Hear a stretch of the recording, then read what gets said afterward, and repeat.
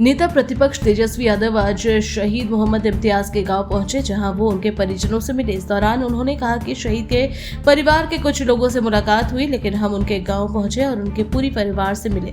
उन्होंने कहा कि हम शुरू से ही कह रहे थे कि कभी भी बॉर्डर पर अगर युद्ध हुआ या कुछ होगा तो सबसे पहले बिहार के लोग ही पाकिस्तान से लोहा लेंगे, और जिस तरह से मोहम्मद इम्तियाज शहीद हुए हैं, शहीद होकर उन्होंने देश की रक्षा की है, ये कभी भुलाया नहीं जा सकता। वहीं एक सवाल के जवाब में उन्होंने कहा कि कौन क्या कह रहा है क्या नहीं, लेकिन हम लोग शुरू से ही कहते आ रहे हैं कि हमारे देश की सेना पराक्रम के साथ पाकिस्तान को मुंह तोड़ जवाब दिया है। और हम पहले भी कहे थे कि कभी भी देश की सुरक्षा के मामले की जब भी बात आएगी तो बिहारी जो है पीछे नहीं हटता, बल्कि आगे हमेशा रहता है।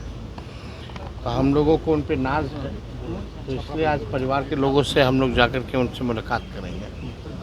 कल प्रधानमंत्री कह रहे थे कि किस तरह से पीओके पर अगर बात होगा तो पीओके पर ही बात नहीं बह सकता। देखिए इस पे हमको कुछ ज़्यादा कुछ हमको नहीं कहना है ना।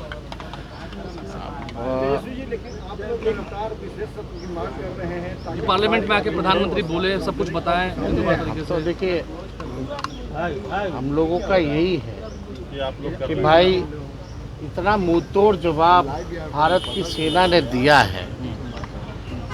सेना का साहस और सेना के लोगों ने जो शहीद हुए हैं, जिन्होंने बलिदान दिया है, देश की रक्षा की है, जिनके वजह से आज हम आप हमारे देश का सीमा सुरक्षित है, कम से कम पार्लियामेंट सेशन बुला करके उनको धन्यवाद तो देना चाहिए।